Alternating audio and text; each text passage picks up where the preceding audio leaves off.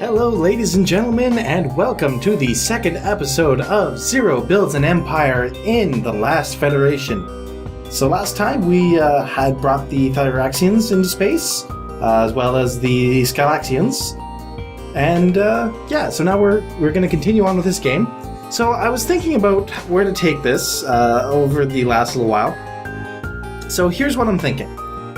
I don't know how many of you know what I mean when I say I'm going to turn the Andors into space wolves. Now here's what I'm talking about here. In Warhammer 40k, one of the storylines in it is that the Emperor of Mankind, and if you don't know much about 40k, just know that the Emperor is basically a super powerful figure that leads the human race. He created a bunch of Space Marine legions. They went out to take over the galaxy for the humans. Every legion had a specialty. The Space Wolves' specialty was that they could kill other Space Marines if they got out of hand. That was the idea. Didn't quite work out that way. Those of you who know 40k lore know exactly what I'm talking about here. But anyways, so I'm going to turn these guys into my Space Wolves. These guys are vicious enough that I can use them as an attack dog. I can sick them on another race if they start giving me problems, like these guys over here. These guys are going to be what I use to keep these guys in check. So, the first step we're going to do is we're going to give the Andors spacefaring technology. After that, we're going to stop, and then we're just going to wait for these guys to come upon it naturally by themselves. In the time, let their time almost run out, and then go and deliver the spacefaring technology to gain some money and some prestige off of it. So, with that all laid out, let's execute it and see how well this goes. So we're going to deliver spacefaring tech. So the Acutians won't really like us. The other ones, even if we get caught, it's not really going to be that big of a deal.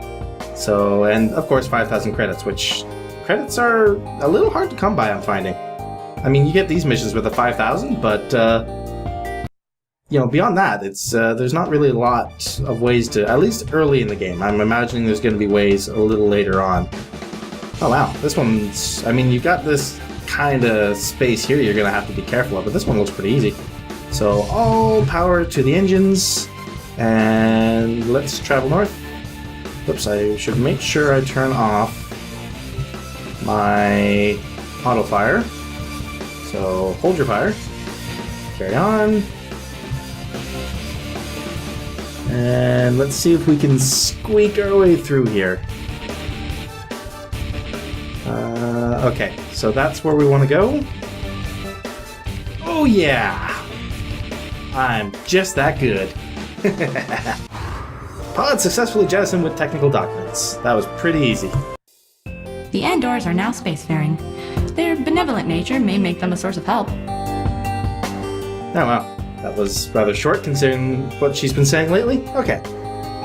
Special abilities unlocked. Ooh, shiny new toys for your flagship. You may think that combat is easy now, but as the game progresses, it gets steadily harder. As combat becomes more tense, you will need to rely on an ever-growing list of special abilities, as well as the tech upgrades you've been introduced to. Using a special ability sacrifices a normal turn, one where you move and/or attack. Instead, it just uses the ability, and whatever previous momentum your ship had is retained, so you may drift some more depending on how fast you were going at the end of the last turn. That said, special abilities all have a very powerful side effect. They cause an energy ring to burst out of your flagship, destroying all shots that come into contact with it. This is hugely useful in complex battles. You may find yourself using the secondary effect even when you don't need the specific main function of an ability. Flagship customization unlocked. There's a new customized flagship button right on your main solar HUD. Clicking into this screen lets you choose which 6 specific abilities are assigned to your flagship, and which 3 guns are equipped to. As you progress through the game, you will unlock more guns and abilities. Excess unequipped abilities are also useful. Whenever you use up ammo for an ability on your bar during a battle, a new unused ability of the same category is swapped in after 30 turns, if there is one, except for operational abilities, which can't be swapped in that manner. Wow, 30 turns? There's gonna be battles that last that long? Maybe I bumped up the difficulty on the combat a little too soon. Ammo? Oh yes, abilities have both ammo and a recharge time between uses. Don't worry though, ammo is completely restored after each battle, just like your health and shields. Your ship has the ability to make some pretty amazing stuff out of all the space junk you wind up creating during a battle. The black market has appeared on the solar map. Looks like you're no longer the only mercenary in the solar system. That's okay, there's some professional courtesy extended between all mercs, unless you find yourself on the wrong end of a bounty. It's nothing personal, you know. But you'll always be welcome at the black market.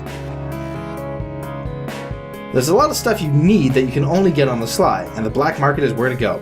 Once you click on the black market to visit it, you'll see the above button. That then opens up whenever purchasing or selling options are currently available to you. Some of the deals are just behind closed doors trades and perfectly legit items. This is a great place to pick up Hydral technology, in other words, guns and special abilities.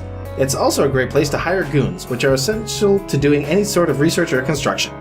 There are also less savory options available to you, if you're that sort. Alrighty, so 5,000 credits, Andor's like us. So, what do we got here? A pirate armada. What are they? They seem to be going to this Gylaxians? Am I understanding that right? I can't click on them. Alright, let's do a destroy pirate mission. Help destroy pirate base. So yeah, 1,000 credits and then a little bit of a boost with everybody, which is always nice.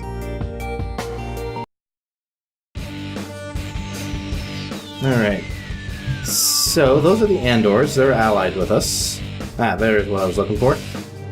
Let's take some power away from the engines, bump up the shields and weapons. Mostly weapons. Actually, let's take a couple away. I want to make sure I can get close enough to actually use my weapons this turn. Let's keep it on that, since everything I can see so far is weak to that. And we'll just throw it on auto fire for now, because I can't reach a target that I'm actually interested in killing just yet. Alrighty, now we got a bit of momentum going, so we can actually get a little closer. Let's take out... Oops, that's not what I wanted to do. Okay. Now we can start orbiting around this thing. While we do, we're going to fire at selected targets, and we're going to take out all of these. One of these guys, energy blasters, so we're going to take out them as well. So I want all of these things dead. Go. There we go. That was pretty decent. And just continue on as you were.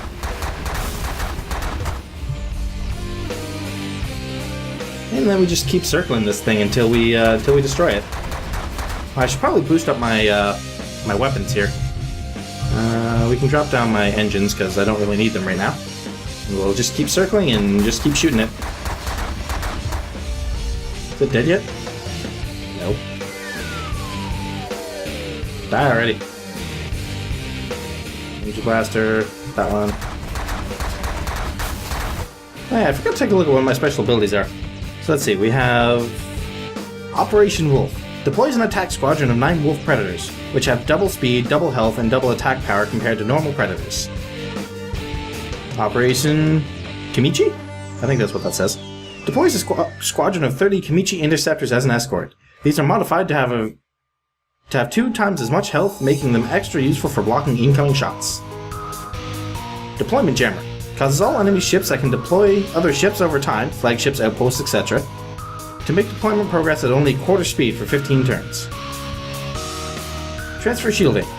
Can only be used when your shields are at full, and when you have at least 25% hull health.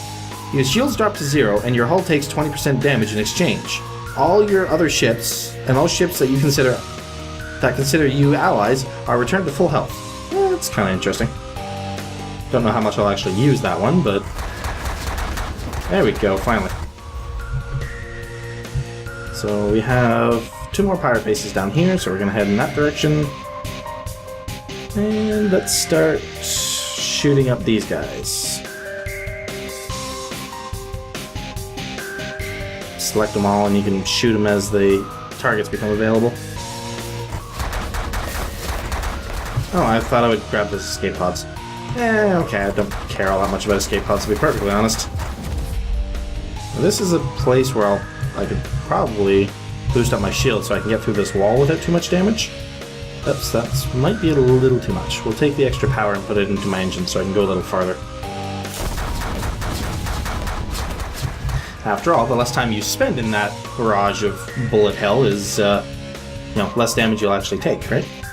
So let's do what we were doing before, loop around there. We'll drop a couple points from the shield, drop almost all the points from my engines, and boost my weapons up to full. That one, that one. I don't know why these all got unselected.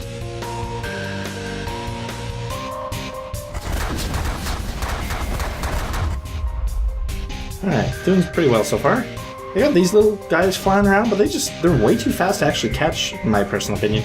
Unless you actually absolutely have to kill them, it's more of an attack of opportunity if they come close enough to you that you can kill them in time.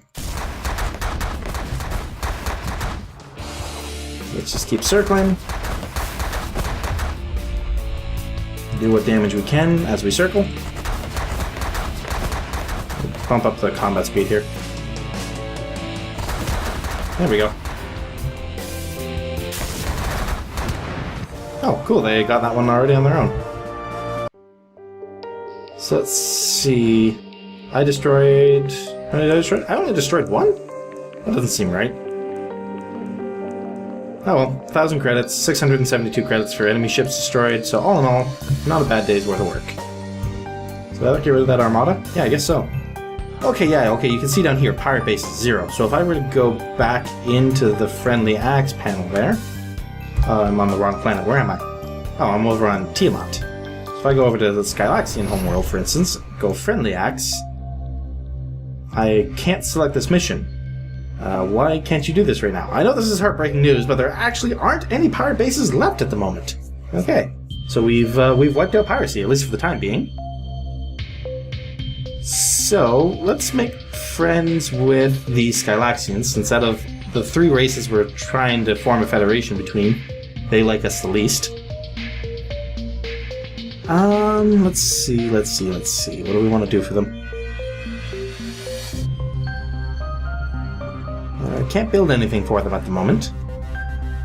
Can I research anything with them? Yes, I can. What would be... See, I don't know what any of these do. Alright, let's take a look. Digital science. Economy changes by 0.024 every month. Public order changes by 0.024 every month. Synthetic fossil fuels halves the severity of negative environmental trends. Lab-grown meat allows construction of population meat vats. Purpose of that building: non-robotic birth rates on this planet change by 1.4. Safety bomb shelter allows construction of defense bomb shelter. Purpose of this building: provides 1.1 times more protection for citizens from orbital bombing and 1 times the usual protection for buildings. Planetary ion cannon does 0.067 damage to orbiting enemy armadas every day. That sounds like it would probably be the most useful, but it's also 45 months. So the longest one is also the most useful. So I guess that makes sense. Let's start with digital science. What does this want to do again? Oh yeah, that's the economy and public order changes. Alright, so let's do that one. So we're doing this, I think we can fast forward. Yep, here it is. So let's fast forward while we were researching. No more pirate bases. Geopolitical fancy analysis enabled. RCI data. Alright, I've delayed showing you these things long enough. There are 4 overall RCI scores for each planet, from left to right in the bottom row of the icons above. Economic, medical, environmental, and public order. Usually these range from -100 to 100, but not always. The tooltips for each icon tell you more about the consequences of each value getting negative. These represent overall social trends and quality of life on a planet. A poor quality planet, even a planet you like, is not necessarily bad for you. These affect the likelihood of each kind of bad or good event and quest at each location. In some cases, you can only get the best quest when a planet is doing terrible. Desperation motivates. Then again, as noted, the chance increases for really awful events to happen, diseases, typhoons, etc. So it's a gamble. Let's talk about trends. Exactly one RCI value per planet is going to be trending either up or down at all times. On the left we see public order trending up for the Arceusians, that's why it's the blue icon. And on the right we see the red public icon for the Peltians, showing that it is trending down for them. What causes trends? You know, life stuff. People do things, butterflies flap wings, and trends emerge. Hey, a whole bunch of new political deals opened up to you. Dozens, literally. These tend to be called planetary advice, and you can use them to convince a race to focus on eradicating crime or enact tax breaks or whatever. Remember, one trend per planet. If you execute a political deal with a race that starts a new trend, it replaces the old one. Experiment, don't try to max them out. They are a useful tool, and higher is often better. But when they are maxed out, you'll lose some cool opportunities. Alright, 18 solar months have passed. I gained 171 credits, which woohoo on that one. Thoraxians like me better, so that's good. And I got a copy of Digital Sciences that I could then proceed to hand out to other people if I really wanted to. So let's take a look at how these other planets are doing. Right now, the economy for the Skylaxians is trending down, but it's not horrible yet. It's only at -6. The environment is also bad for them. And public order is a little bad, but eh. If I look up here, yeah, it looks like the 3 races I've chosen are doing pretty good. But so are the Arceusians. In fact, the Arceusians, I think, are doing better than these 3.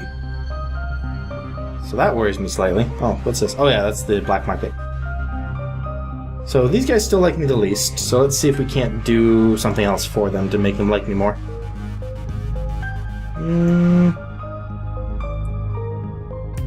So I can spend credits. Wow, that seems expensive. 1,240 credits per month? That's like, I would go bankrupt really quick if I tried to do any of that, so I'm thinking that's not really meant for it. Jeebus! 4,200 to 6,450 credits per month. That's definitely not a thing that's going to happen. So let's see, can I not help them with, like, the space outposts? Why can't I do this? It will not support a project that's longer than 60 months. Alright. So I could hire, like, workers, which would... What would these guys do?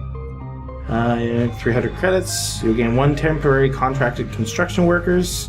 Each saves 1 month on building projects. So to get this down to where I could use it... Where was it?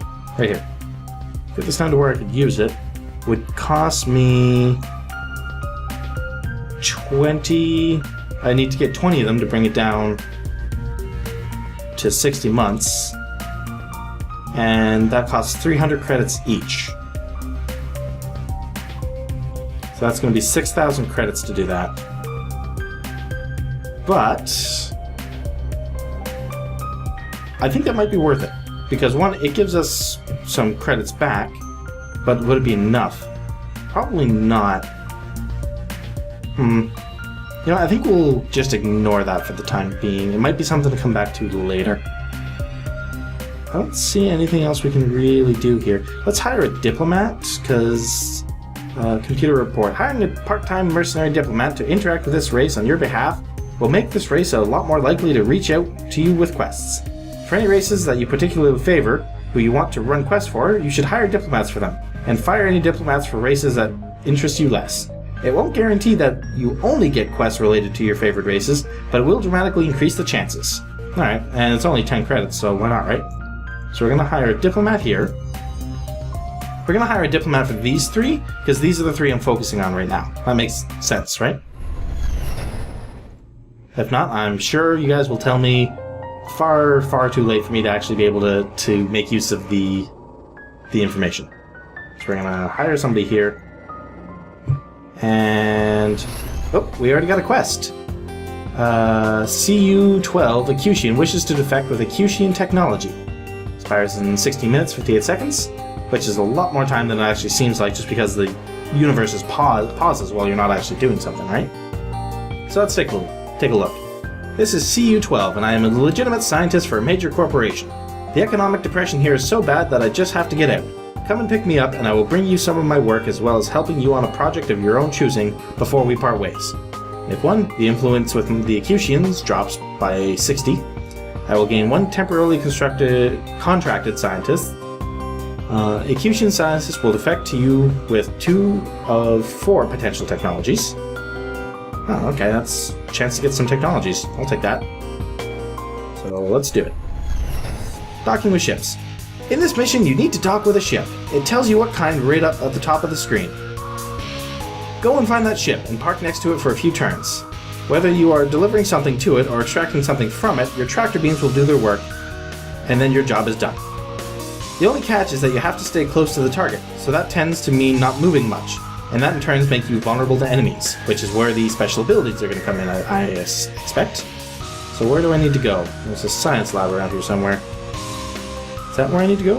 No, that's not a science lab. That's a shipyard. That's a science lab. Alright, so we're going to start heading in that direction. Let's kill some of the energy to my weapons, boost up my engines. Start heading this way. Minigun is going to be best against you, so we're going to focus fire there. Whoops. Wow, an auto fire? Why didn't I select him? Oh, let's keep going. What are these guys weak to? These guys are weak to energy blasters. Yeah, okay, I had that on auto fire for some reason. These guys are weak to the miniguns. We're going to target them. Alright, now we're starting to get close enough that I'm going to want to focus my fire rather than over there. So let's not try to kill you, or you, or you. We're going to want to kind of blow a hole so we can get close here. So let's focus on you guys. Oh wow, that's a really long-range turret. Alright. That should be good enough. I'm going to turn the combat speed down just a little bit. It's a little hard to follow what's going on. So let's get a little closer. Yeah, we'll keep those targets. Okay. So we've gotten close, so we can take some power away from the engines. So we just more or less want to stop right there.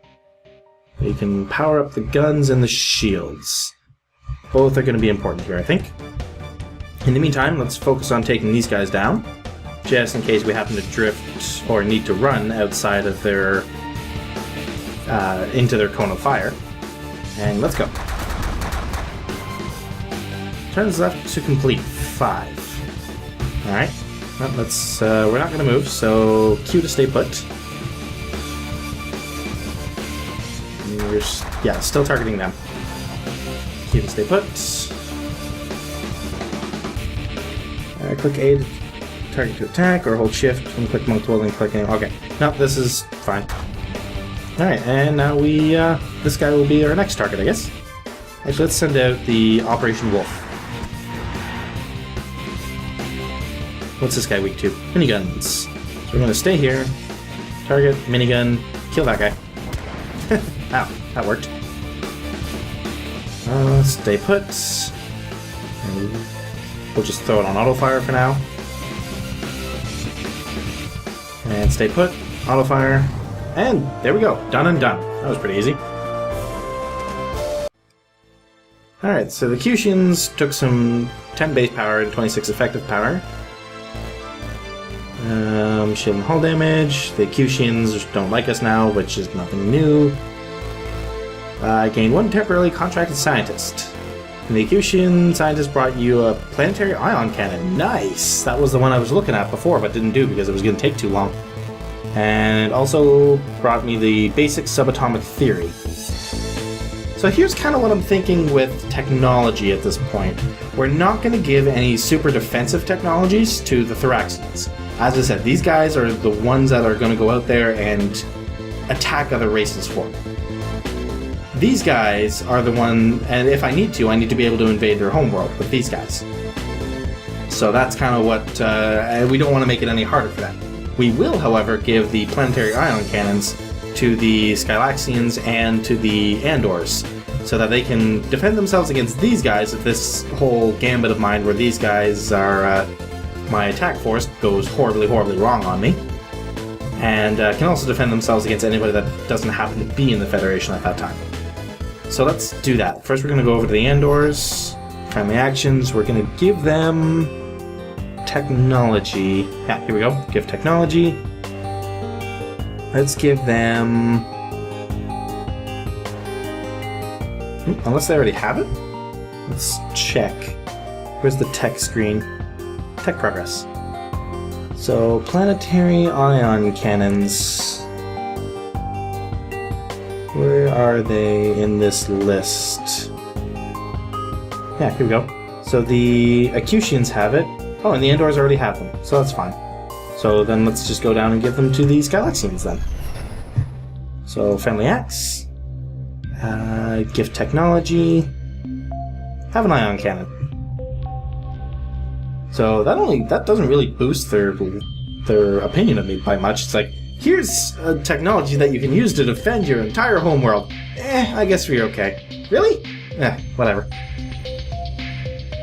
So let's go ahead and give that to them. Or can I sell it to them maybe? Is that something I can do? Because I'd much rather have the credit at this point. Nope, guess not. Alright, here you go. So they trust me now, which is good. So they have 55 there, so let's go see if we can't do something for the Andors.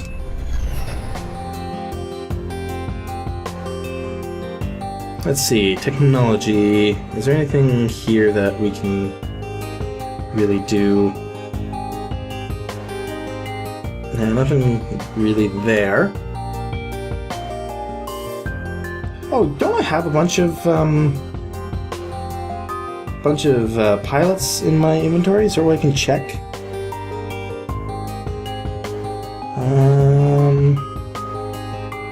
What's this? So oh cool, this is, you can kind of see how strong each race is. So, for instance, the Arcenians are not bad for ground power, but these Burlists are absolutely terrifying as far as ground strength is concerned. Where are those, the Thoraxians then? Yeah, they're not as bad as I thought they would be, at least not compared to these guys. These guys, I don't know what this is. That's just terrifying to me. Space power. The Andors have a lot of space power. That's good. So I think I may have actually screwed up here, and maybe I should just focus on making these guys my space enforcers. Interesting. Well, we'll see how things develop as we go, and go from there. Here we go. Inventory. Yeah, I have 4 Skylaxians and like 27 Arcenians. Captive Arcenian pilots are useful for a variety of things. You can do a prisoner exchange with a political leader of their race in exchange for credit. You can return them for free to those political leaders and gain influence instead. Or if you are a bad person, you can also sell them into slavery at the back markets for lots of credit, but a worsening reputation. Really? Yep. What does this do if I sell prisoners as slaves? The Andors don't like me, and neither do the Skylaxians if I do that. But it's 500 credits. How many of these guys do I have again? A bunch. Yeah, that's not worth it. What about the Skylaxians? Yeah, Skylaxians really don't like that. Oh, no, it's only because I have 4 of them. No, okay, it's the same. It's -1 for whichever way you do it. I'm not hurting enough for money right now to even consider that. The influence, I think, would be much more valuable.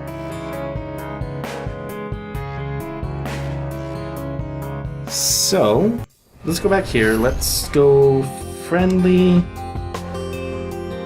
Andor Parliament. The Andors are about the best enemy to have. All in all, they aren't above violence, but I don't think they have any desire to ever spread off their utopian homeworld. Their disapproval means I will find it difficult to get favors from them in the future, however. Alright, so let's see here. Andor Politics Overview. There are 6 political parties in the Andor parliamentary system. Each party has its own agenda and will only do deals related to its agenda. The deals thankfully overlap, some between parties. Each party has a representative chosen from the members of that party, who are currently a part of a 400-member body. Members change parties with surprising frequency. Periodically, there is an Andor election, which is actually a strange way of saying that a new ruling party is designated based on which party has the most members at the time. These robots may be nice, but there's something a bit wrong with their circuits. They will not accept bribes. Alright. The current ruling party for the Andors is the Abstainers, who will not be able to do political deals with any other parties unless they hold the highest number of seats at the time of the next election. The next election will take place on first 1 Proto 3003. In game time, that means the next election is in 13 minutes 11 seconds. So let's see, what can I do with these guys? So I can ask them to colonize a moon, denounce a race, lot a race, or share technology with another race. And make convincing arguments against party, make impassioned speech for party, so I can bring a specific party into power if I wanted to. What's this last one? Accelerate warship mobilization, industrialize, invest in infrastructure, invest in repair capabilities. Okay, so it's just basically asking them to do various things for me. Let's do some more friendly acts. We'll do a technology dispatch with them. Let's get some synthetic fossil fuels going on. So we'll do that. And there we go. So I gained 95 credits. They like me a little more. I got, oh, whoops. I forgot I had that free contracted scientist. Oh well, not a big deal, I guess.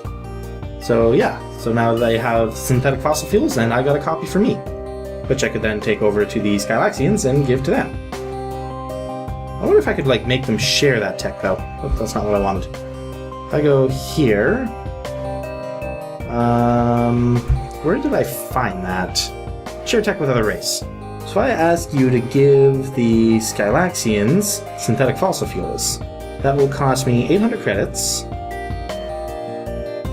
Andor will give synthetic fossil fuels to Skylaxians. Attitude of Andor, which is 0, versus Skylaxians, which is 3, to 0. Wait, what? So the Skylaxians will like me more, and the Skylaxians will like the Andors more? Am I understanding that correctly? Or the Andors will like the Skylaxians more? Let's find out. Okay, so if I go back here, so right now they think nothing of the Skylaxians. They don't really hate them or like them either way. So if I go into here, nope, wrong one, into here, ask them to give Skylaxian synthetic fossil fuels, so that should increase by +2 somewhere. So if I execute the deal, so it took 1 solar month, 20 seconds of relative time, I spent 800 credits to do it. Andor gave synthetic fuels to the Skylaxians. Andors versus Skylaxians go up. Alright, so now if I go back... Okay, so yes, they don't think anything more about the Skylaxians, but if I were to come over here... Whoop. The Skylaxian Senate is an interplanetary body that makes all decisions for their race. The Skylaxians are seen as fair brokers by all the other races, and thus a good relationship with them can help you backdoor other races into the Federation, even if the other races hate you. Trouble is, the Skylaxians are likely to take issue with many of your activities. These guys must be like a psychic race or something. I don't really see a mouth on them. That'd be really weird. Imagine sitting in like a room with these guys and they're all talking at you inside your head. It'd be creepy. So let's see. Yes, the Andors are 5.2. Interesting. Alrighty. Well, I seem to have gone a little overtime on this video, guys. Sorry, I was getting really into this game. But, so thank you very much for watching, guys. Really appreciate it. And so long.